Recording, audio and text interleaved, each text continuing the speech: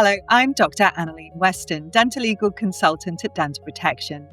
Welcome to RiskMatters, our latest series of podcasts created specifically for dental practitioners in Australia. As the name suggests, RiskMatters is all about managing risk. And in this podcast series, we'll be taking your feedback and queries and putting them to leading industry experts, getting them to answer the difficult questions about managing risk and working safely. It's all about what to do when managing risk matters most. So in this edition, we're thrilled to be chatting to Dr Kaejenn Tchia about all manner of things. So hi, Kaejenn. Hi, Annalene. Thanks for having me. Thanks, Kaejenn. So just by way of your bio, first of all, for anyone who hasn't had the privilege of meeting you, Dr Kaejenn Tchia is a recent graduate working in a corporate private practice in Darwin, Northern Territory. He's the current president of the Australian Dental Association Northern Territory branch. And he's also served leadership positions for Bupa Dental Corporation, including the Clinical Advisory Panel, Clinical Procurement Committee, and the Graduate Committee, and currently the revamped Dental Advisory Panel. He is passionate about helping and collaborating with fellow dental colleagues, recently embarking on a new journey to help recent graduates eliminate burnout through a 3-6-step program, which I'm really curious to hear about, and through his motivational coaching platform, the Limitless Dentist. And I'm going to put links to these in the speaker's notes, in the episode notes for you. Kaejenn is a member of the Colgate Advocates for Oral Health editorial community and hopes to use this platform to raise awareness of the importance of mental health in dentistry and provide some mindset tools which can help his colleagues unlock their next level of growth and success. So thanks, Kaejenn. That all sounds amazing. And thank you so much for joining me today. Starting from the beginning, I'm really curious about your actual dental journey. So I appreciate that you're a reasonably recent graduate, and you're probably the most recent graduate I've spoken to on RiskMatters. So you probably remember dental school far better than old crusties like me. So I'm super curious about your dental journey. So what drew you to dentistry? Why JCU? So are you happy to tell me all about that? Absolutely, yeah. My dental journey actually started in high school because I have a very unique full circle story where the very practice I'm working as a dentist now, Annalene, is the practice I started as a junior DA in year 10 of high school. So I'm a born and raised Territorian, and when I was thinking of pathways, I'm very grateful that I have an older sister who did medicine, because I was considering a healthcare pathway because one thing I wanted to do was be able to help people, and healthcare was a great translation of that core value. But when I saw how hard my sister worked as a doctor or even in medical school and night shifts and not a lot of autonomy, I thought I want an office-based lifestyle. So I considered dentistry. And in year 10, you have to do a 1-week work placement to understand what working looks like or feels like. And I did my 1-week placement at the practice, which before my principal dentist sold to Bupa, we were called laser dentistry. And the week after, or during the week of my placement, I basically made a decision that I was going to become a dentist, because there was one case that drew me to the industry. And it was, I remember it clearly like it was yesterday. Dr. Ong, who was our principal dentist, was delivering a new full upper denture for a patient who hadn't smiled in 20 years. And she broke down crying with joy, because it was the moment her life had changed forever. She was smiling again. She had getting employment again. And that really made a big impact on me, because I was like, oh my God, I didn't think that a healthcare profession could have such a profound impact on a person's individual quality of life. And so I fell in love with dentistry, I guess, at that moment. And it was very fortunate that they were also hiring junior dental assistants that were like high school students to come and basically help after school. So in those years of year 10, 11, and 12, I worked about twice a week after school. But then during school holidays, I was pretty much working full-time hours, like Monday to Friday, and also some half-day Saturdays as well. And that was really good for me, because I got enough industry experience that kind of, I knew which career I was really going into. So there was definitely no naivety about going into dentistry. But it just allowed me to also understand what the future would look like after I become a dentist as well. And because we had a we still have a 10-chair surgery, so it's a pretty big operation. We had like 4 or 5 different dental associates in my time that I got to work with, a hygiene team with hygienists and oral health therapists. And so I got to work with different types of dental professionals as a dental assistant, kind of really learning about the craft. And so when I then graduated high school and was looking to apply for dental schools, because my sister is also a fellow JCU alumnus, and she went to Townsville for medicine, being a born and raised Territorian, I don't do well, Annalene, with winter. And so one of my criteria for dental school was I couldn't go somewhere where in the dead of winter I would freeze my little socks off. So that was There when goes Melbourne. there goes Melbourne. And I got into Latrobe, but I was like, Bendigo winter, no thank you. Not for me. So I was really grateful that I got accepted into Cairns, which is James Cook University. And because I already Yeah. knew the caliber of the education through my sister, it was a no-brainer. So that's what really made me move to Cairns, which was also close to home too. And also tropical weather. I call Cairns the better half of Darwin, which is basically all of the similar weather, but you get the ocean on one side and the reef on one side, and you get the beautiful mountain ranges. Yeah. Did my 5 years there and then graduated and moved straight back home to Darwin. Oh, fantastic. Yeah, Cairns is stunning. And it's funny, I actually know your Dr. Ong.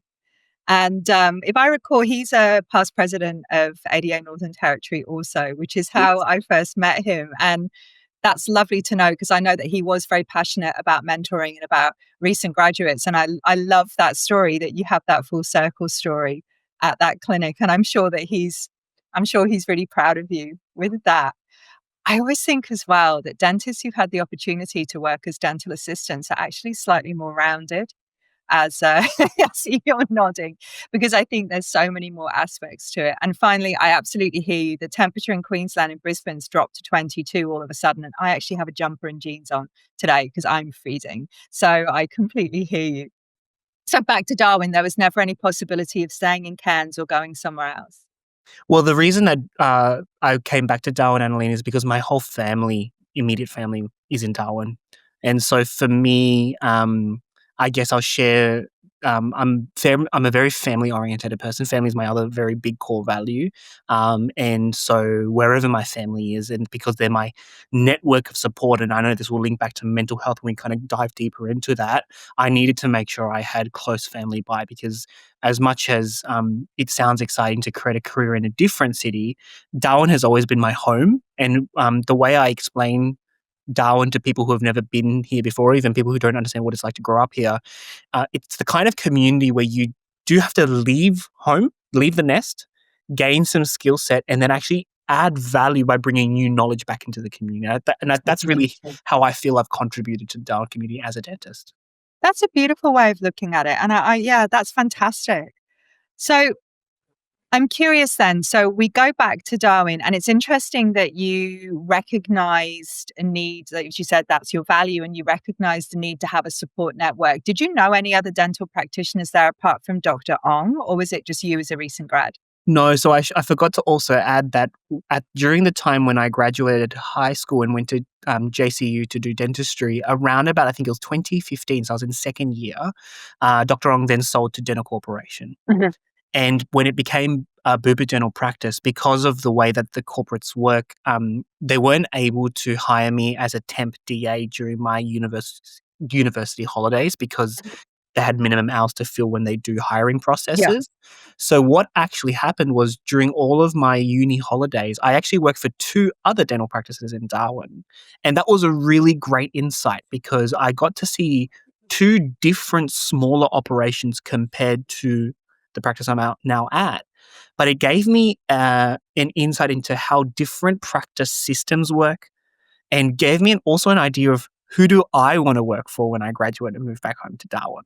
So it gave me a really great network of potential employers or people I wanted to collaborate with and partner with when I became a dentist. And that really, helped me kind of decide, I think, of all of the 3 practices I had the privilege to work with, I really enjoyed the kind of culture as well as the setup of the current clinic that I'm now at. Oh, that's fantastic. That's interesting. It's good you got to try a couple. One of the problems we commonly see, and I suspect that you would have recent graduates reach out to you about this from time to time, is people getting in toxic work environments. So we commonly found, and it was a real problem about when your cohort graduated, that recent graduates would get 1 or 2 jobs, maybe 2 days here, 1 day here, 2 days here, say, and they'd cobble together some full-time work across more than one practice, and then essentially expand, move into the one they had the best time or the best money or the most patients, depending on what their values were. But what we would also find is that some of them would get stuck working in clinics where they were desperately unhappy for a whole variety of reasons, some of which I think would be interesting to explore, and feeling really trapped. And certainly around about the time your cohort were graduating, we were definitely seeing a higher level of what I would call mental and emotional distress or anguish in recent graduates than we'd seen before. Mm. So from the feedback that we were being given, it was essentially, and I'm curious to know your views on this, the loss of mentor-mentee relationships, so that feeling of being alone, difficulty building lists, lack of support, so just not necessarily having a DA or having those resources to assist you, and that feeling of overwhelm. So I guess I'm curious to know if you experienced any of those, or if you have had people report those things to you, how the rest of your cohort were going, perhaps.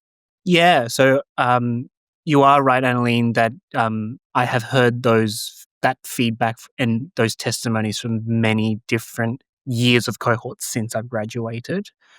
In terms of my personal experience, I'll actually share because, and this is kind of my tip to anyone who's listening to this podcast of how to solve the problem too, because I actually believe it is a responsibility of a dental professional to actually expand your network right from the get-go when you're a dental student.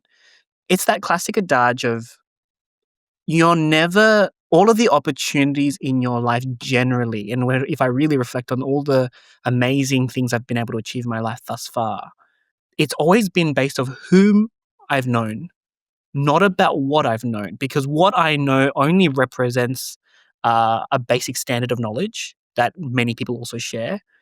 But people will usually like to hire and collaborate based on character basis of who you are and whether you're in alignment of their philosophies and their thought process, then less about whether you are the bee's knees of dentistry. And so I think because of the fact that early on I've always been a bit of a social butterfly, I guess you could call me that. I've always had a knack for just always networking with people and in a very, and I will share this, you also have to do it in a very genuine, authentic way because people can always smell when you have an agenda. And the way I think about networking, because sometimes people go, oh, but Kaejenn, I'm an introverted person. And that's fine. Introversion has actually nothing to do with networking, I believe, because you can still be an introvert and be a great networker because it's actually understanding the purpose behind networking. And the way I think about it is you're developing friends in your social circles that if you have the right relationship, you never know when you could work together in a professional capacity. And so I have this philosophy of just making friends with different people because you never know when that relationship or interaction could provide a mutual blessing. And so I think it's actually imperative that all dental professionals put themselves out there to network, to expose themselves to different people, different thinking, because you never know out of some of those really authentic conversations of you just being you and sharing what you're passionate about or insightful about and what you love about dentistry, you may find a match with someone else and that could be your future potential employer.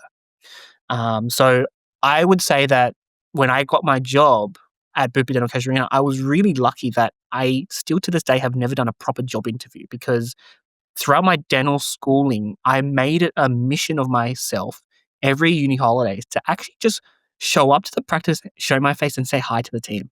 Say hi to Dr. Ong, say hi to Prelly, my practice manager, and just let them know, have a quick conversation, ask them how the practice is going.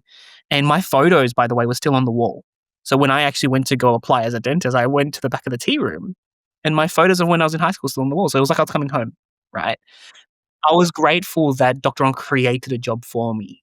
So at the time, the oral health therapist that we had on the team had actually left. And Dr. Ong said, I'm going to create a job for you, Kaejenn. We're going to create a position for you as a new general dentist. We're going to give you all of the new patients, but it's completely up to you of whether you keep those patients of how well you serve them. And that was the disclaimer I got. So that was really the job interview. He asked me like 3 basic questions as a formality, but he said, the job is yours. We're going to give you the contract. You can start when you sign the contract. So I started on January the 14th, 2019.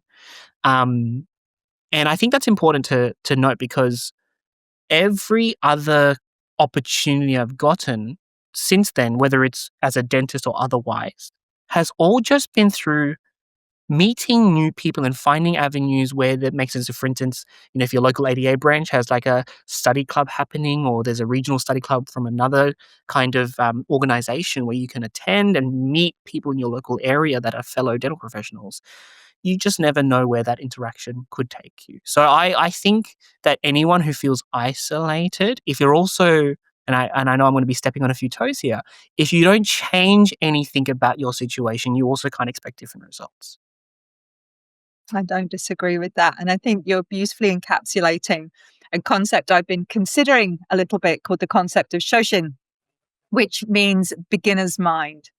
And the reason that I've been considering the concept of Shoshin is because I'm training for my next belt in karate. And one of the problems when you're a junior in karate, you expect to be bad at everything and you try and just learn all the time. And then I want to go for my brown belt. So I'm getting quite higher up. Now, bear in mind, your karate journey doesn't start till black belt, so I've still got a long way to go. But I'm getting further up in the dojo, becoming a more senior belt. And what you tend to find is that people no longer have that beginner's mind. They no longer see learning in everything. If they have to go right back to basics, they can become frustrated about it because they feel almost like it's beneath them, or that they should know, or they feel embarrassed if they don't know. And just listening to you talking then, I think one beautiful thing about recent graduates, while you don't have the experience yet, what you do have is Shoshin. You do have beginner's mind. So you will put yourself out there and network and make friends and say, I don't know about this.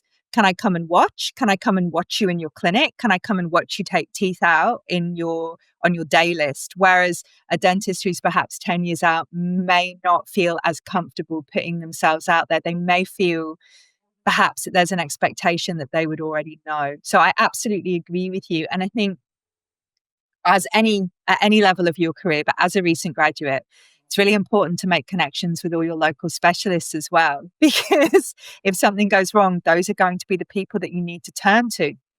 And if they've never heard from you before, while they will still help you, you'll feel a lot more comfortable if they can put a face to a name, I think. I agree. Yep.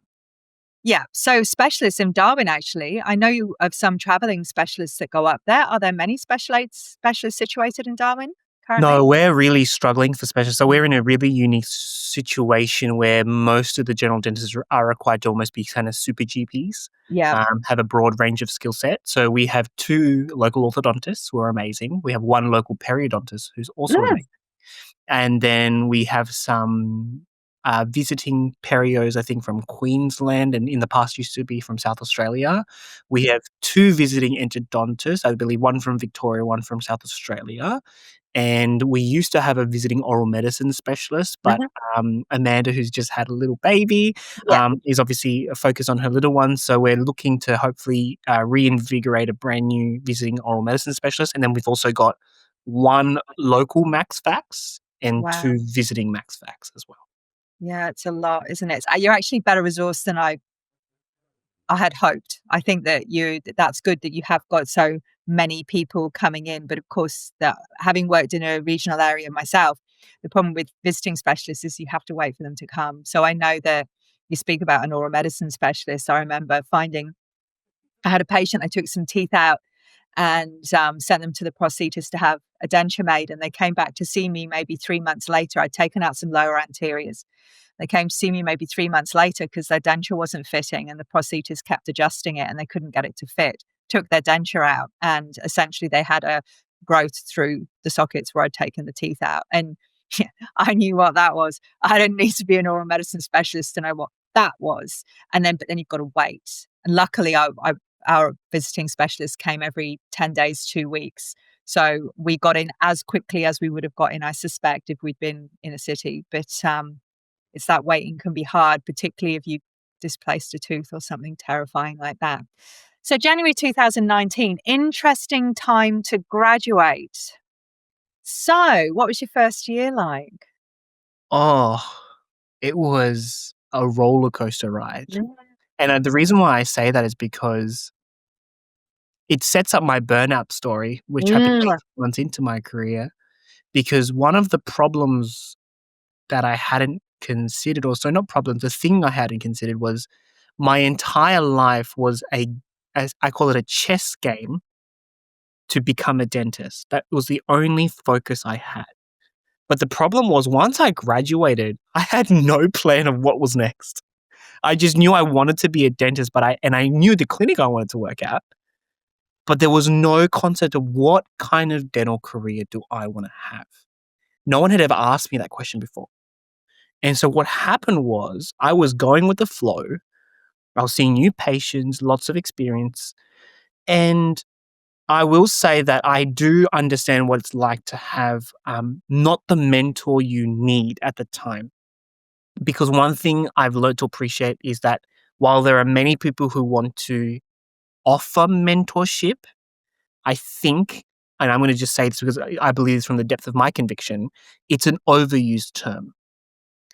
I believe that unfortunately people don't understand how much of a responsibility being a mentor actually means. Because a real mentor is not someone who just comes and bails you out when you're in trouble. That's one aspect of a mentor. But a real mentor who is willing to accept the full responsibility of a mentor, I believe, is someone who cares for the welfare of the entire individual, not just the clinician, but the person behind the clinician too. And also knows the style of mentorship that is going to best suit the mentee. Because I've learned that there are many different mentorship styles.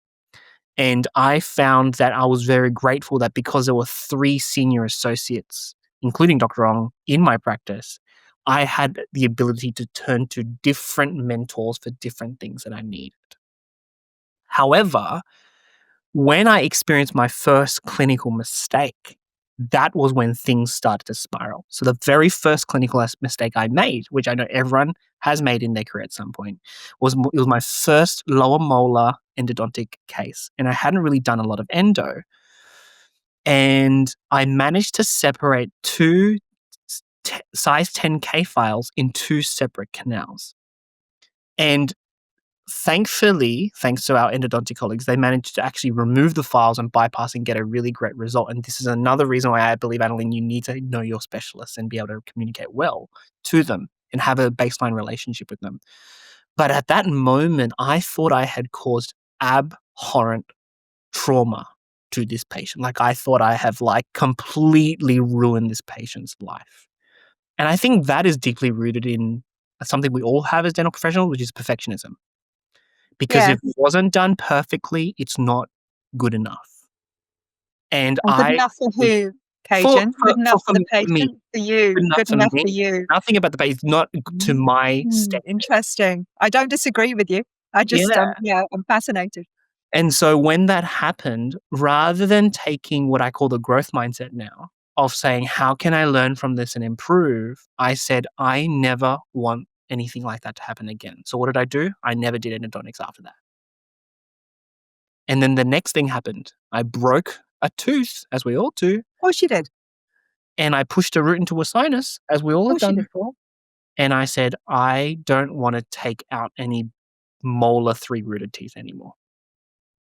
And So what I all of a started to sudden, we're do was limiting our every dentistry, time aren't I we? failed, rather than growing from it, I limited my scope, I limited my scope, and I limited my scope to the point where all I was doing was just preventive work, which was hygiene recalls, some basic restorations that I was happy doing, and that was pretty it. But the problem was each time I limited my scope, my self-worth took a hit Of course it did. because I started to worry, is I wanted dentistry, but did dentistry want me? It's really interesting, Kaejenn, because you're obviously, to me, and I suspect to you now, showing all the signs there of some imposter syndrome and a Yep. cycle of self-doubt and Yes. perfectionism. So the idea being, for those of you who aren't familiar with that concept, that you have this perfectionist outset, so I must be perfect. and you don't even know you're doing it. And your entire self-concept is predicated on this attainable, this standard that you believe you ought to be able to reach 12 weeks after you graduated, obviously. And then even a small mishap, you take such a hit. So you spiral down. And what that does is it feeds your imposter syndrome, which is the little voice that many of us, just to give you an idea, almost 90% of dental practitioners have running in their head saying, I'm not good enough. I don't belong here. I'm not as good as everyone else. If I don't do this perfectly, I am a failure. And I'm more scared of failing than anything else because I've never failed anything in my life. So you feed, and so you push harder for perfection, fail, and then you spiral down more. And the whole time you're putting this mask, because you've got to mask it, right? Because you can't let anyone know you've got self-doubt because they'll think you're weak. And we can't be weak. We can't be weak. And you certainly can't be weak if you're a man, right? Because boys don't cry. Cry on Mm, the inside like a winner, Kaejenn. I mean, come on. So you're putting this mask, this front. So you're not being your authentic self. You mm. can't talk to people about it. And then you're just spiraling, spiraling, spiraling. And then you hit the bottom and you burn out and or something similar. Sound familiar, Kaejenn? Just So curious. that was like a trip down memory lane, Annalene. Oh, lovely. Thank you for reliving my trauma with me, Annalene. I mean, bear in mind, I'm speaking from a learned experience as well. I'm not just like massively insightful. I've never shied away from discussing my burnout experiences or my clinical mishaps because Mm, you practice enough dentistry, you will have clinical mishaps. If you haven't pushed a root in a sinus, you've just not pushed a root in the sinus yet. Or even more frighteningly, you just don't know you have. mm. So true. Yeah. And so Mhm. when that happened, I got to the point where I said, I started having what I call an existential crisis, which was my entire life's purpose and preparation and planning was for this moment of becoming a dentist. But You'd now arrived, right? I'd arrived and I go, well, what do I do? And I got to the point where I was starting to have panic attacks in the morning before work Oh, because I was just heart palpitation going, what am I going to screw up today? And it was the worst feeling ever because I also practice meditation because I have a Buddhist background. But I'd only have 5 to 10 minutes of reprieve where I wouldn't even call it bliss, but it was like, I guess you could say a little bit of calm in the storm before the next wave rolled over. oh, And God. so before I'd wake up highly anxious, not really getting much sleep. I'd do my 10 to 15 minutes of meditation, which was a little bit of calm. But the moment I finished my meditative practice, the next wave hit and I'm just getting this anxiety, tightness of chest, stomach tightening, and just being like, oh no, do I have to go to work now? And that was a really terrible feeling. But, as we're taught, dress up, show up, never give up kind of thing. Put a brave first smile. Don't let your patients see that you're struggling and keep on going. Yeah, Um, don't take a day off. mm, What's wrong mm, with yeah. snowflake? Yeah, don't think about that. Yeah, absolutely. And I got to the point where I was like, maybe dentistry is no longer for me. Oh, And I Kaejenn. was thinking about quitting at that point. And bear in mind as well that when I had that darkest moment, COVID also hit the world at the same time. Yeah, you really timed that, didn't you? I did. You really timed that. Now, I'm curious because this either played in your favor Yep. or it played against you. So I'm curious to know which way it went. And for our colleagues who aren't sure why I would say that, if you can explain why I would say this was either a really good thing or a really bad thing. Yeah. So the reason why Annalene is saying that is because it was a blessing in disguise, I'll say. So it was a good thing, but at the time felt like the worst thing in the world. And Biggest the thing in the world. reason why is because the whole world had a reset point. Never before had the dental industry had anything happen where we had to stand down because most other health crises never involved us. It was always like a flu epidemic, but we wear masks anyway. It doesn't matter. But now all of a sudden there's this global aerosol spreading thing and anything that was generating aerosols had to be stood down. And who generates the most aerosols? Generally, we do. So, And we ran out of masks as well. Do you remember that? We ran yeah, out of PPE. yeah. I remember my last days in clinic, they were digging out masks from, I don't know, the bottom of some warehouse. And they were really cool. They had like Garfield on and flowers on and fluoro colors. And we were really scraping the bottom of the barrel, as it were, because we were out of PPE. Because do you remember the bushfires coincided as Yeah. well? And a lot of the PPE had been required for that. So it really was a perfect storm for dental practice, I think, very much. Yeah. And what was interesting was when we went through those big restrictions where people kind of were stood down, I was like, I feel better because I'm not having to go to work. But that was also a bad thing. Or when I say a bad thing, I was like, hang on, but if I'm only miserable at work, that's a big problem too, because I have to fix that. Because unfortunately, there's going to come a time where I do have to go back to work. And so, but I think it was a forced reset and I'll explain why I believe it was a blessing in disguise, because I think it forced the world to slow down for the first time. And because we slowed down and some of us to a full halt, all of a sudden we actually had time to actually reflect and contemplate where is our life right now and what's important to us. I think at that moment, because unfortunately many people lost dear ones to COVID, and I think it just put into perspective of what's actually important in life. Is it just career only? Or is there more to life than just a career in the 9 to 5 of what you do? Absolutely. And it's interesting because I absolutely agree with you. From my perspective of someone who worked for dental protection, we were in the office on Friday. And then on the Monday or Tuesday, when the lockdowns and everything, we had an idea they were coming.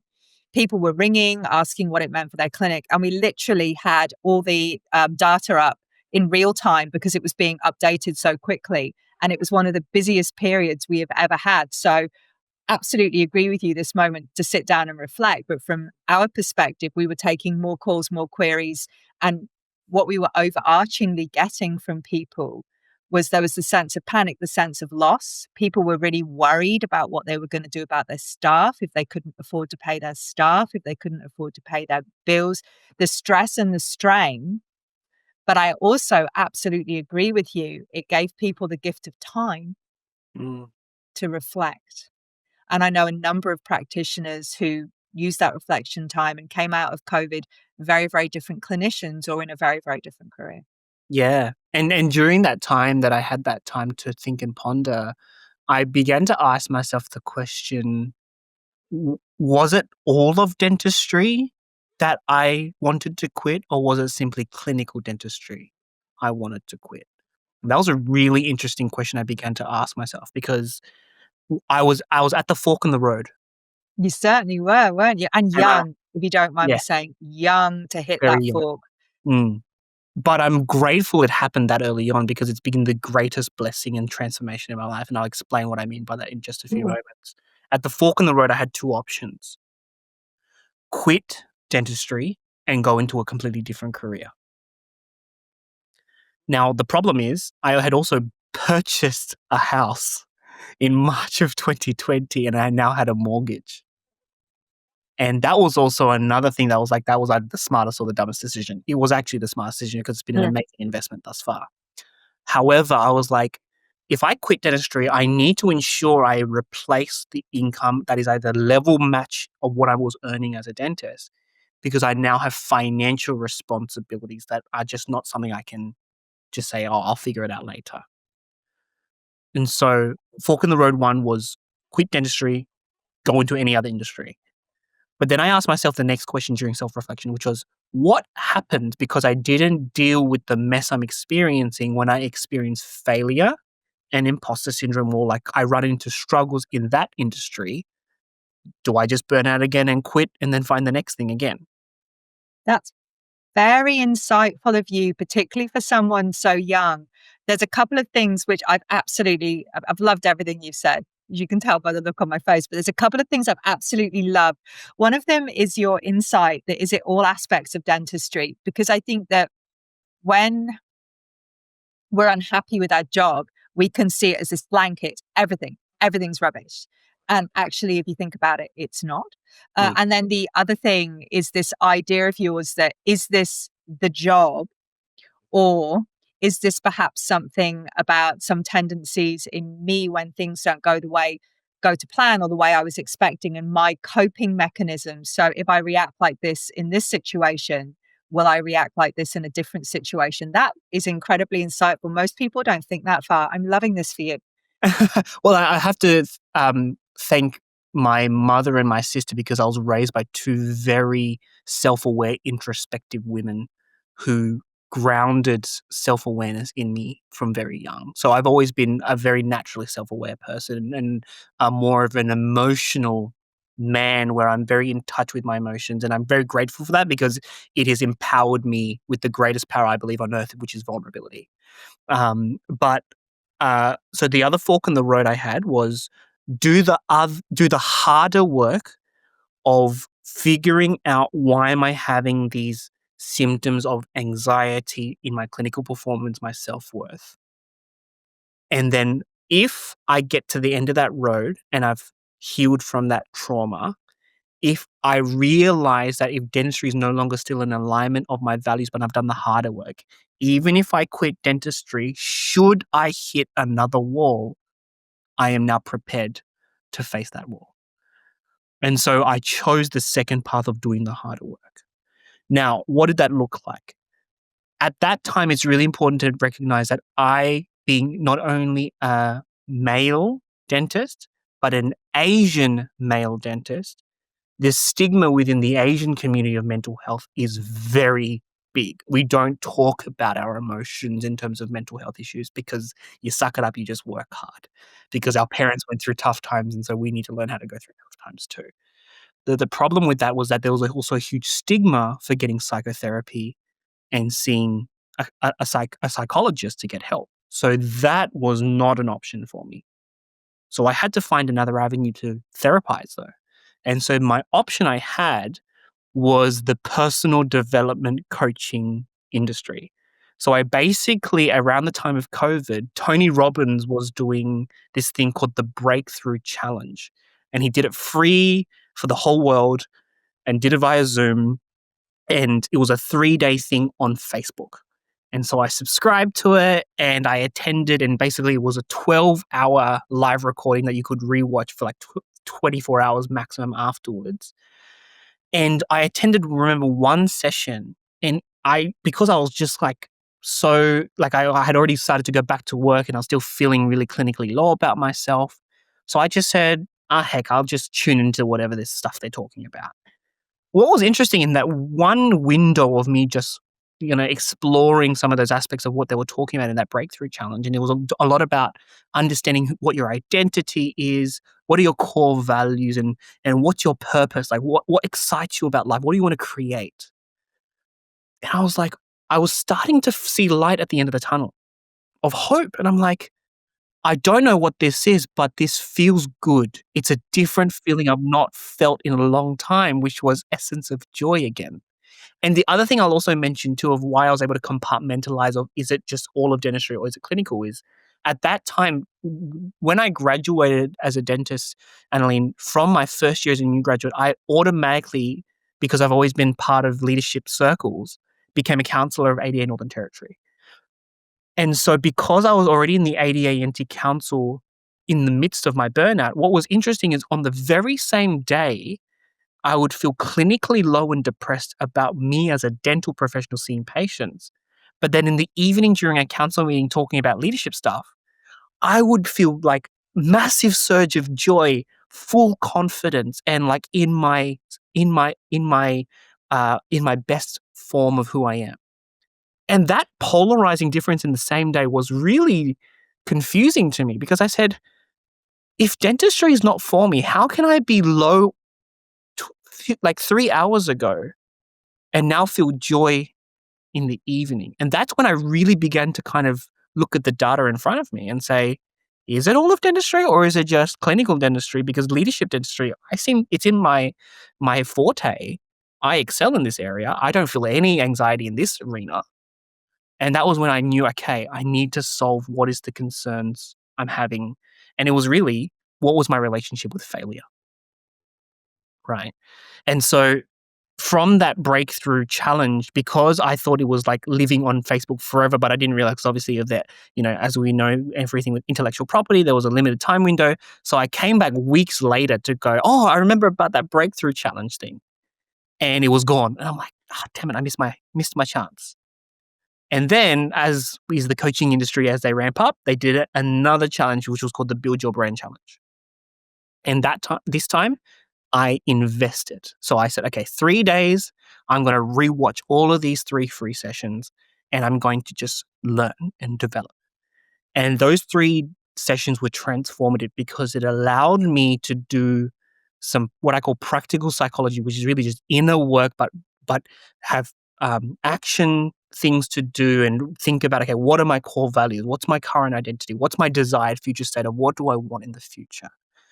And out of that, it gave me the confidence to go, you know what? I'm going to start to dive deeper into this, find who I am and who I wish to be, and navigate out of that. Now, at the time of me doing this work, and this was a 6-month period, so I'm kind of disseminating a 6-month time period, I also started to vulnerably share with my practice manager, Preli, because, and this is where I share with anyone who reaches out to me, that the reason it's so important that you develop what I call confidants in your life or people within your dental circles whom you have high trust with to speak to, because not everyone, unfortunately, is there in your corner for your best interest.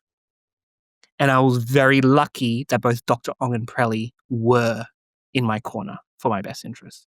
And when I had, because when I remember, like it was yesterday when I had the conversation with Preli, I said, in my mind, I said, I need to tell her, and I have the relationship where I feel safe to tell her, but I'm worried that she's going to think, oh, Kaejenn, now you're a burden to the practice, and why are you putting more pressure on me? Or why can't you be like Dr. Ong, blah, blah, blah.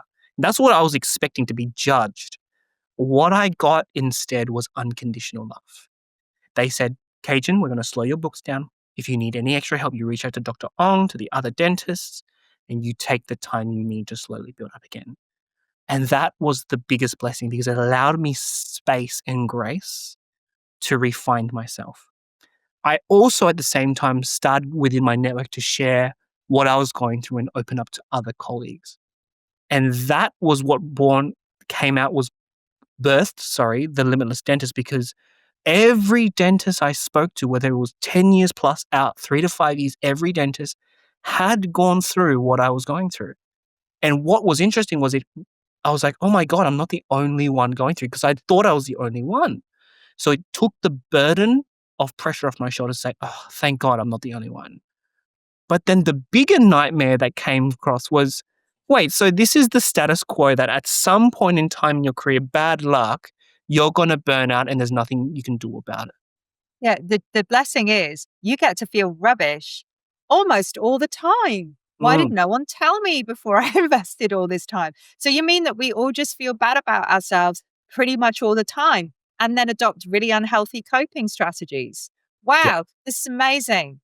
Yeah, And it's interesting. So there'll be people listening to this, Kaejenn, who are actually feeling quite uncomfortable because you're basically talking about them, like the things that you're talking about and how you're feeling. They'll be feeling the same, because the study shows that maybe 50% of dental practitioners across Australia and New Zealand are feeling exactly what you're feeling right now. Exactly. So it's like a call to action that you're giving, really, that it's okay to talk about it. We should talk about it, but also really to emphasize that you're not alone. A lot of people feel like this, but I also agree with you. It's not okay. This shouldn't be our resting state. Shouldn't be anguish or I feel bad about myself because I fractured a file today.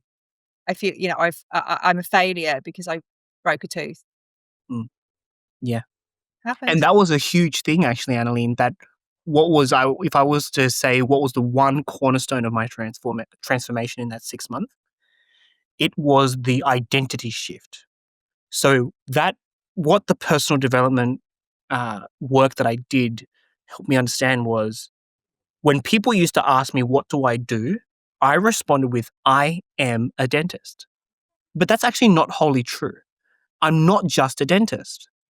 I am also a son. I'm a sibling. I'm a friend. I'm a colleague. And if you have a partner, you're also a significant other. And so what that personal development journey helped me understand was it reconnected me to the other parts of my identity, who I actually was. dentistry was only one facet of my identity professionally. So now when people ask me, what do? I don't say I am a dentist, because I believe the statement you say after I am almost defines who you are. And the problem was when you say that I am a dentist and that's 100% of who you are, when dentistry no longer goes well and it's got to happen, now it's I'm going wrong rather than dentistry is going wrong because I am a Yeah. dentist. I love that. And you're talking about self-concept there. And it's something fascinating that we see with, I've talked about this before, though possibly not on the podcast series. One of the things that as a dentolegal consultant, which is my primary work role currently, that I find really upsetting is when we have very experienced dental practitioners who've given time to the community for a really long career and serve their community really well. And something will happen, for example, an infection control breach, and they realize that what they need to do to get to where they need to be in contemporary standards, there's too big a gap now. They've fallen too far behind for whatever reason. And then they choose to give their registration back to the regulator rather than go through the moment of having their registration taken because they want it to be on their own terms. And they're fine with that right until the I am moment because all they have been, all they have ever been, all they identify as, and they feel it's been taken away from them. They feel great shame. They Mm. feel all manner of things. And it's really difficult to help them find a way through that. And it's out of all the things that we do, the thing I find absolutely the most distressing. And I deal with some pretty acute situations in this role, Yes. Kaejenn. But seeing people's like that loss of self-belief, that loss of self-concept, but also at a time, because you're talking about going through this as a young man when you were able to find some other things. And worst case scenario, but if you're looking at someone who's at the end of their career in, for example, their 70s, then it can be really tough for them to find that Yeah. self-concept in other areas. Yeah. And so I realized that rather than saying I am a dentist, now when people ask, what do? I say I practice dentistry. Dentistry is a skill set and a service I provide, but it's not who I am. I always say I help people. That's a great thing too, because that's a values-based statement. Absolutely. That's a great statement as well. And I don't say who the people are because some days it's my children. Well, Yes. every day it's my children, far out. But apparently that's part of having children, right? Yeah. It's But no, I do want to also come back to when I was in my dark period. One thing that what was also the reason why I wanted to do something about this epidemic or this status quo is because in my darkest moment, I also I'm really grateful that I was never going to follow through on it, but I had my first bouts of suicidal ideation. oh goodness, okay. And for the first time, I actually empathized and understood why clinicians took their life. That was really scary. That was probably the crux moment of what Terrifying. changed my journey. And my mission now is to make sure no colleague ever has to go down that path. But I'll say why it was a blessing in disguise. And I have to be very, very disclaimer about this. When that had happened, I had hit rock bottom, but For I sure. needed to hit rock bottom because it couldn't be worse than that. But because I had such a strong support network with family, a supportive practice manager, people around me who cared about me and wanted me to be better and well, out of rock bottom plus the support, I was able to rebuild myself from the ground up. Was it No, easy? Absolutely not. no. But it was 100% intentional.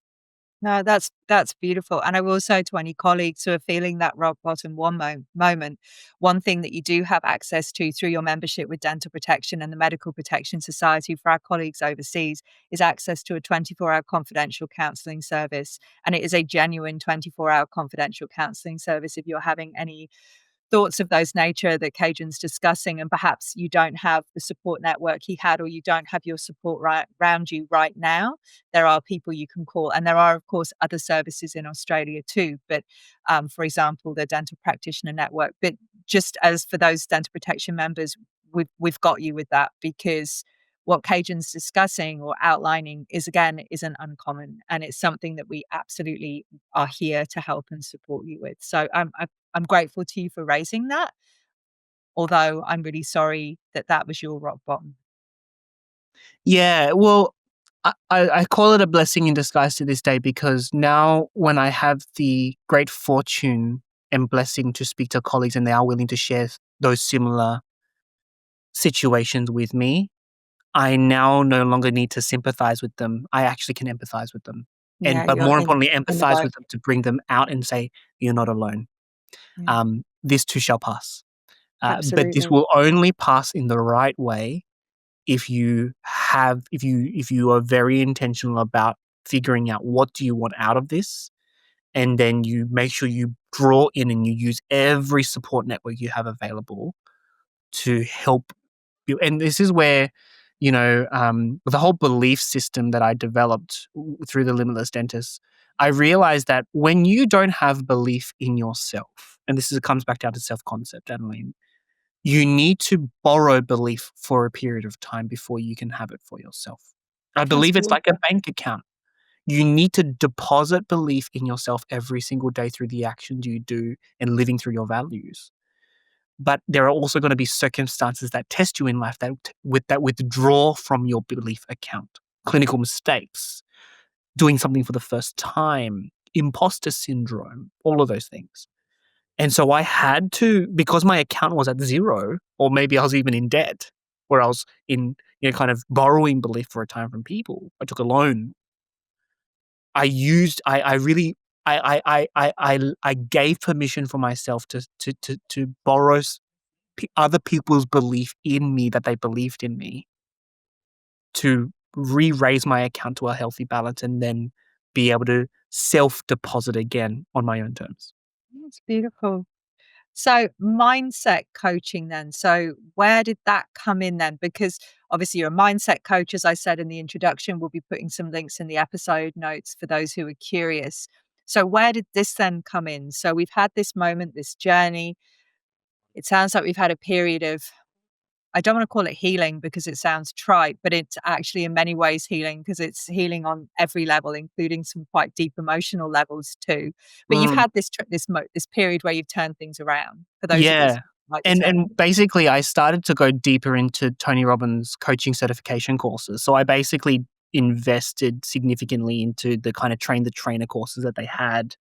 And I realized that when the status quo was there, I was like, what if I can use my mess and turn it into a message of hope for other people and be what I call a lamplighter in other people's lives, to say, not only can I validate everything you're feeling, but give you the practical tools that no one's ever given you because they don't teach us in dental school, and empower you to use the tools to transform your life. Because one thing I learned, and later on, by the way, because since that moment, I've actually burnt out every single year in my career, and I do always want to make that disclaimer. But the thing is, this is my new perspective on burnout, Annalene. I'm no longer afraid of burnout, because what has happened in every subsequent year from my burnout is my rebound and bounce back time gets quicker. So now when burnout shows up and I know it's going to show up, I always put my preventative tools in place and my habits in place to make sure it doesn't happen. But of course, sometimes you overexert yourself and these things happen.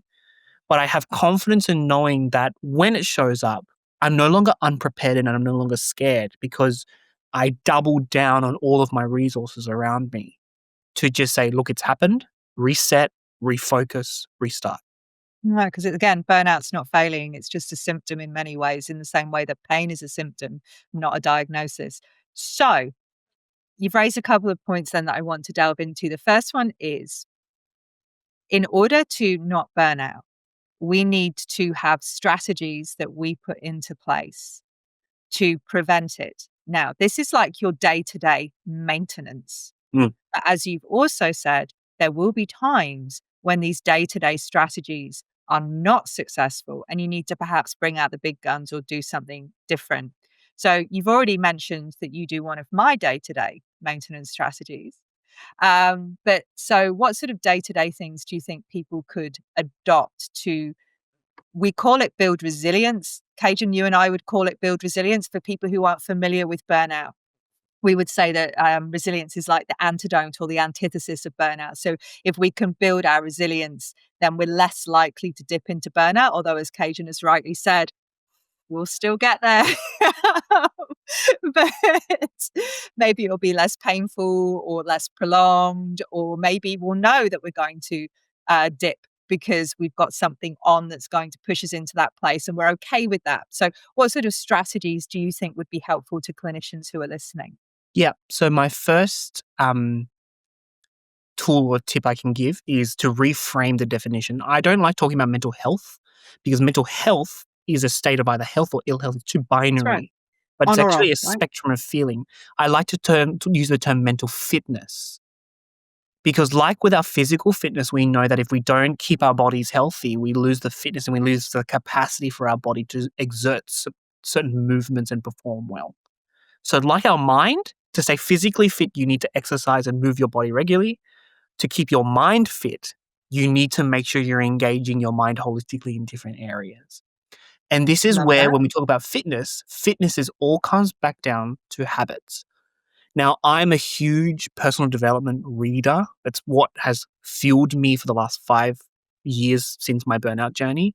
The number one book I can recommend that everyone should read in their career or life is Atomic Habits by James Clear. Because learning how to habit stack and learning how to break down your life into simple habits is really honestly the most powerful tool you can use in your arsenal. I will say that rather than on a day-to-day basis, I guess I can share from on a maintenance perspective, there is this concept of winning the morning to win the day. So a morning routine for me is very, very imperative to my day. So my morning routine is about an hour long and usually consists of the same tasks. Wake up in the morning whenever my alarm goes off, or if I've chosen to snooze for an extra couple of minutes, then that happens too. Brush my teeth, go to the bathroom, do all that kind of stuff to reset my body. And the very first thing I do is I go straight into 10 to 15 minutes of transcendental or incantational meditation. After my incantational meditation, I make my coffee. Now, why do I say make my coffee? See, many people make the coffee, put it in a travel tumbler, and they go. No, in my morning routine, I slot 15 minutes to sit down, enjoy sipping my coffee with my breakfast, and listen to the birds in the garden. I love that. Now, I'm going to share my morning routine with you. So, as a working mother, my morning routine is get up, do the things to get myself ready for the day, drag two teenagers kicking and screaming out of bed, make school lunches, make breakfast, get shouted at, oftentimes shout back, and walk the dog and the dishwasher, laundry, because I have humans who are reliant on me to keep them alive. Then, when I've deposited them at the school bus stop, so Um, I will, funnily enough, also make my coffee and just have that. I probably only get 5 or 10 minutes, but just have that moment, because otherwise what happens is I drag that stress and drama of having teenagers into my day. So bearing in mind that we touched on moments ago, I deal with some quite traumatic stuff. So people will ring me up quite traumatized. So it's no different from when you're in clinic. If you're not in good shape and people come in not in good shape, you may not be best placed to help that person that day. There may be other clinicians who are in a better position to help them. It's the same in my role. If I'm not in a good frame of mind and you ring up distressed, I'm not really going to be able to help you necessarily because my mindset itself isn't right. So the reason that I raise that is because what I've done is I've created a window of time between the stress of being a working mum, which a number of people listening to will be able to relate to, but it doesn't have to be being a working mum. It can be whatever stress, and then starting my day. So I've created a window of time where I've just said, we switch this off. We'd call it a third space. It's something we've talked about before on the podcast series. I will also say that when my children were younger, I used to cry most days in the car on the way to work. I know, it's sad, isn't it? Because I was always late and everyone was shouting and someone would forget their hat or their socks or I don't know, their undies or whatever they done. That would be me. No, but it was just everything just felt so big. And I think sometimes everything feels so big. And I would consider to be a win in my day getting everyone to school on time with all the things that they needed to have, and not getting stuck in traffic, and not being late for work, and not crying in the car. So can you see, a lot of things had to go right for me to decide it was a good day? Mm. And so you look horrified, Kaejenn. No, I don't. So I was going to just say, Annalene, um, I know when I haven't scheduled, and I won't say the word, well, I don't actually schedule this, but I know when I haven't had a good crying session, because I think it's so therapeutic to cry it all out. It is me such a great too. way of Oh, processing such a emotion. relief. You just release it all. You know what I mean? You deplete the tank of all of that negative emotion, but because you're transforming what I call um, cognitive into visceral, so you're turning into a kinetic movement. You're expressing the hormones that are literally coming out of your lacrimal ducts. It is such like, I know that if I haven't cried in a good month and a half, I need to watch some sort of really emotional movie or something and have a good cry, because otherwise that tank, that tension is so tight, I'm going to explode. And it'll come out at the wrong time as well. Yeah. And that's the problem. If you can't just like have a controlled release of that pressure valve, it's going to come out at the wrong time. But I guess success isn't necessarily calm. You have to work within the rhythm of your day. You have to build in your routines. As you've said, habits are important. A really important habit that we all have is brushing our teeth. And we Mm. remind ourselves of that habit by keeping our toothbrush by the sink where we can see it. If we kept the toothbrush in the garage or in a cupboard, it would never happen. So if there are habits that you're trying to build for your mental or physical fitness, making it easy and removing barriers like having to find your trainers if you want to go for a run, it's going to make things so much easier. So making it easy for yourself, and then being kind to yourself if that day maybe you're not going to go for a run, or if that day maybe you are in tears in the car on the way to work, and that's okay. Maybe your children did forget their homework. There's learning in everything for them too. So true. And the other thing that I've also begun to do is, so from a day-to-day maintenance, as well in the evening, I schedule, because I do a lot of things in my evenings outside of dentistry. 6:30. So I have taken habits to what I call the next level, which is where I'm very time managed and time priority managed. So I live life by my calendar. What do I mean by that? In my eyes, and I learned this through some of the books I've read, that if something is a priority and a core value of yours, if it is not scheduled in your calendar, you are not actually prioritizing time for it. So 6:30 to 7:30 p.m. every weekday and weekend evening, no one can take my time, because that hour is reserved to have dinner at the table with my family. That's beautiful. It's an important ritual we have in our home as well. And I think it's really good, not just because you're eating and you're nourishing yourself and prioritizing food, but the conversations that you're having with your family. And I think for my children, what I'm teaching them as well by having that, by making that a priority time, I think it's really important. So in my culture, sitting and eating around the table is considered like, and I'm presuming in your culture too, it's something that's quite an important moment for the family. Isn't that interesting? Yes, it's sacrilege in our family. Yeah, so we Mm, we like dinner, eating dinner at the table, and also because sometimes it doesn't always happen perfectly, nor should it. But as long as it is a priority in my calendar, then that is the minimum standard requirement of my day. So I talk about winning the morning and also having a wind down procedure of some yeah, evening habits as well. that's beautiful. The scheduling's interesting. I would choose not to live. If I had the choice, I'd like to be free, but I have to schedule things. Otherwise, other people schedule things for me. And so, one thing I've had to start doing, even though my karate's in the evenings, because I work for an international company, people will put meetings in for me outside of regular Australian business hours. Also, I'll be on call. We do offer a 24-hour call out service. So, I have to schedule my karate in. Otherwise, what will happen if other things will be put in and I won't get to go? Mm, And yes. I'm never gonna get my brown belt if I don't go. Yes, so true. Yeah, Gotta and turn that's up. another thing I would also recommend is really scheduling movement in your day.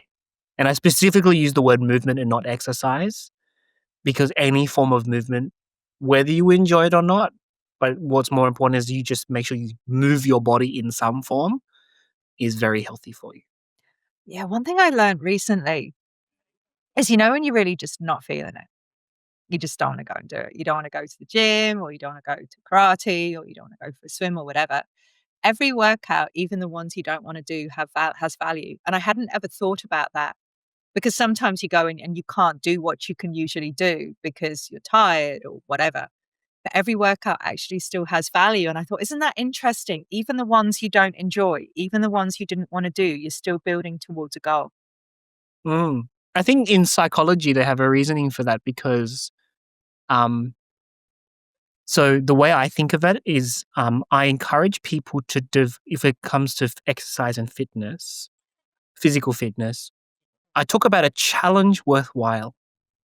So what I used to do, and I've since changed my habit, but very recently or in the past few years, I used to run a 5 kilometer run either on a treadmill or outside once a week. Wow. I And can't run. and if someone asks me, well, actually, Madeline, that's another great thing you just mentioned because so many times we say I can't, and it's not true. You can run, you just probably just choose not to, and that's okay. Oh, no, no, I really can't. I'm quite unco. But That's okay. That's okay. We all have to start from somewhere. But but if someone was to ask me, Kaejenn, do you love running? The answer is no. I hate running. But the question is, why do I do the 5 kilometer run? The mindset behind that is because it's a challenge worthwhile. Every kilometer leading up to the 5 kilometer, I want to quit and I want to stop. But there's this amazing moment that when you actually persevere and you hit the finish line, you earn two things.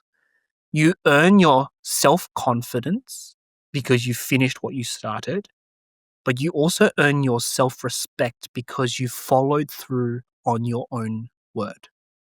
And that, I believe, is the basis for building self belief and self conviction and self concept.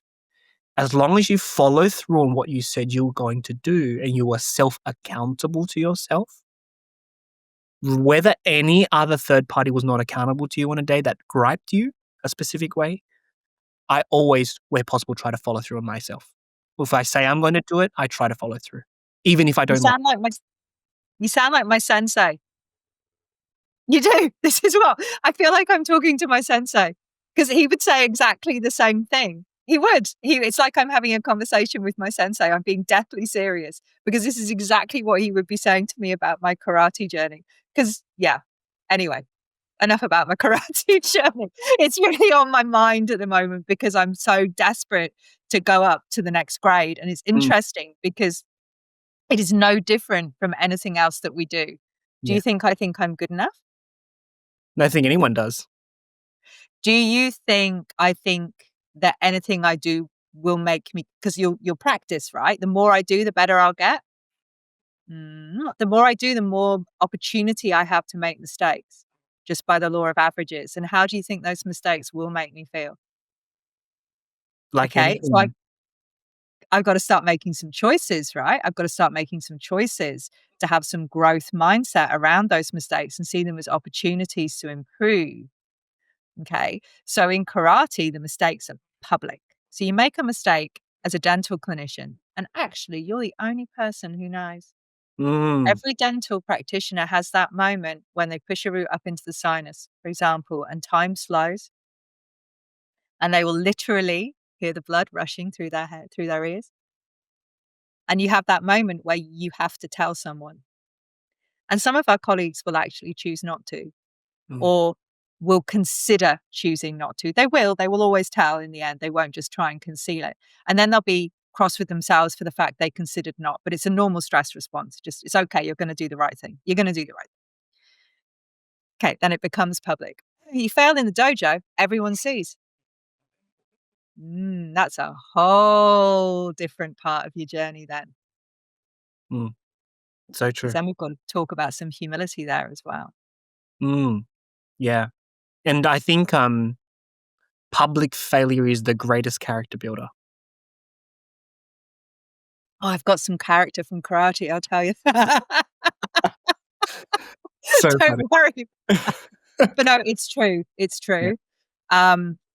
Yeah, absolutely.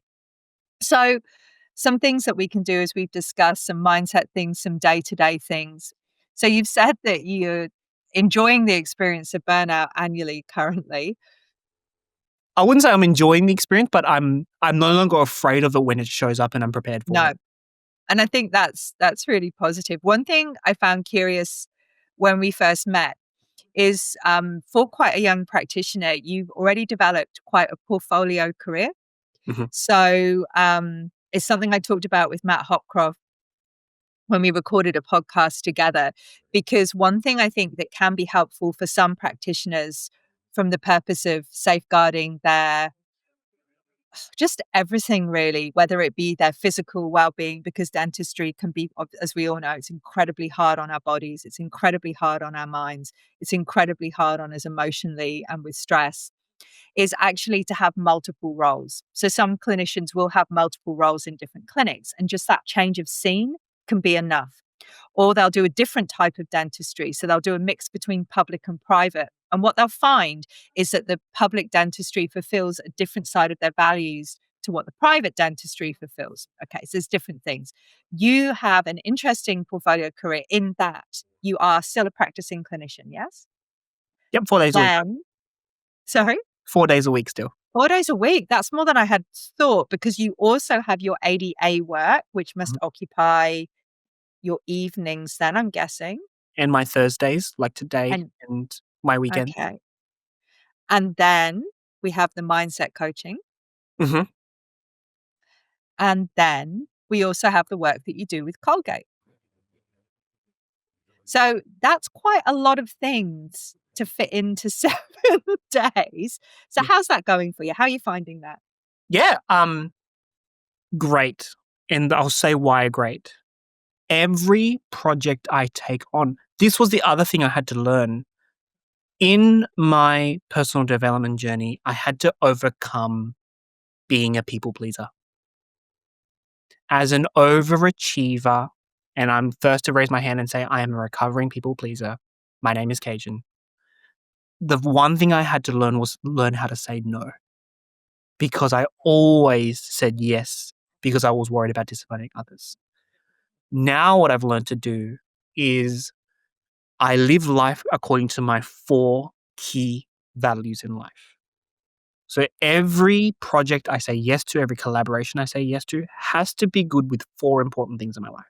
It has to be good with my faith. It has to be good with my family. It has to be good with my fitness. It has to be good with my finances. If anything that I'm looking to do overtly violates one of those 4 core values, it is an automatic no, no matter how lucrative the opportunity may be.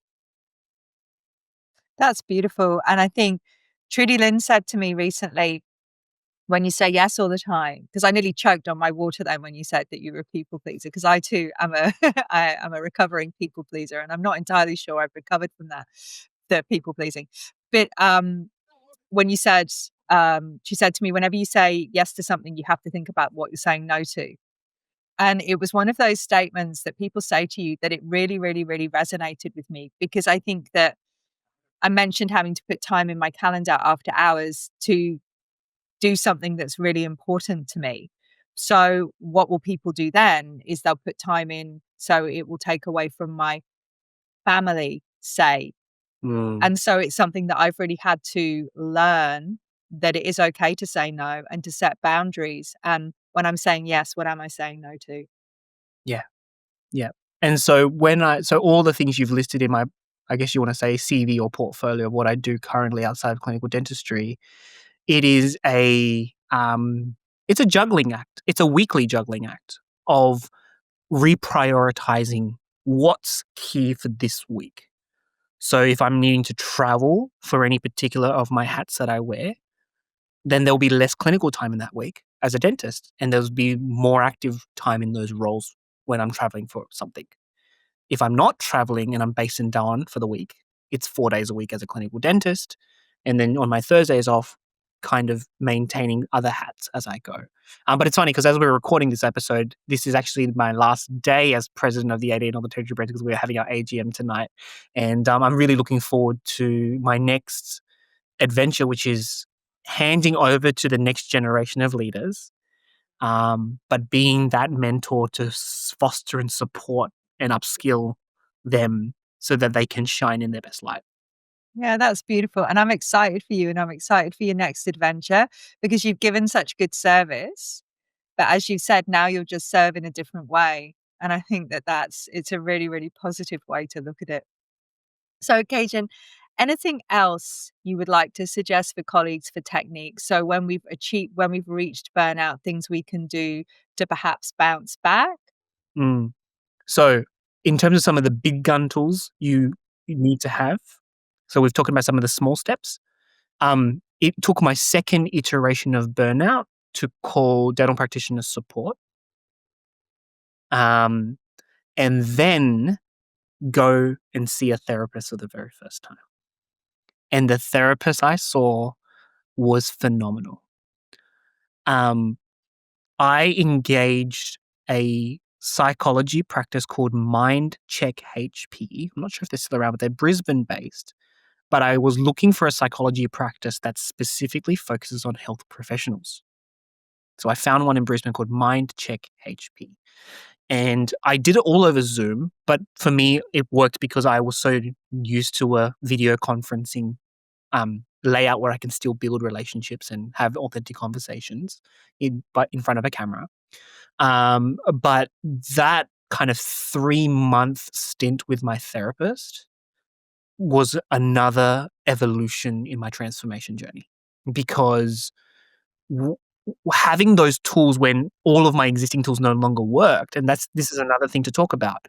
It's always important to always add tools to your toolkit, not just rely only on the tools you have in your toolkit. Because as we all know, um, before they invented the Makita electric drill, everything was manual based. And the manual screwdriver may not be the best tool for the job if the electric one is going to do it quicker. And so just like our mindset and mental health or mental fitness tools, we need to evolve our tools over time too, because we might need the bigger tool to do the job more efficiently when it is a crisis point than the smaller tool that maybe can be used as a maintenance day-to-day tool. So if psychotherapy or therapy and counseling was a huge shift for me. The second tool is a holiday. Now, I know that's that's going to step on some people's toes because crazy enough, and I can't believe I'm going to say it because it's important for me to be vulnerable here and truthful. This year was the first year in 6 years of my dental career outside of forced leave from COVID and forced shutdowns and stuff and being sick for periods of time. I took my first 2-week holiday off with my family in 6 years. Where'd you go? Went to New Zealand. Oh, fantastic. Yeah. And I didn't really want to take the holiday because there was patients booked in and I'm fully booked until August at the moment. And I was worried about what about my patients? But it struck me. And again, I had to really, even as the Limitless Dentist, I had to face the truth of my values and said, if I think there's a perfect time to take a holiday, then I have another thing coming for me because there's no such thing as a perfect time for a holiday. More importantly, I was expecting my family to tell me 18 months in advance so it fit well with my patient book, but that's not fair on them. So I made a decision and I said, you know what? My patients may be inconvenienced by me rescheduling them to take this holiday, but I owe it to them to give the best of me. And if I don't take this holiday, I can't give them the best of me. So I rescheduled them. And what I actually told my patients when they were rescheduled, they said, yeah, we can't get into a book, Kaejenn. And I said, I'm really sorry. This is going to sound really crazy. I took my first 2-week holiday in 6 years since I've been a dentist. And you know what they said to me, Annalene? They said, oh my God, Kaejenn. They said, you should take more holidays. Don't worry about us. We're good. Like, you take your holiday. You deserve it. You work hard. But because I was really vulnerable and always honest with my patients, it didn't affect my relationship with them. Obviously, it was a bit of an inconvenience, but most of my patients now are on I've educated them to take good care of their oral health and oral hygiene. But I was really glad I took that 2-week holiday because it just made me realize that, again, when you're burning out and you need a break, you do need to halt and you need to change the scenery, change the geography sometimes, change the postcode even, like, of where you're at, and just refresh your mind. Absolutely. Absolutely. And it's hard, I think, for clinicians to take holidays for exactly the reason that you said. And also because the majority of us are self employed, you have the cost of the holiday and then you don't have any money coming in. And that can be quite frightening. But I would absolutely encourage people to be taking regular breaks because stepping away, having that time to just replenish and just recharge your batteries is really, really important. Definitely. So, Kaejenn, thank you so much for your time today. I have enjoyed speaking with you so much, and I'm sure our colleagues have taken a lot from this. And I'm very grateful for your honesty about your journey and some of your experiences. And I know that there are going to be people who listen to this that it really helps them. So, thank you. Thank you so much for having me, Annalene. It's been such a pleasure. And of course, thank you all for listening. We hope that this podcast was helpful to you, and we look forward to sharing more guidance with you in the future. If you like Dental Protection Podcasts and you'd like to hear more, please subscribe and leave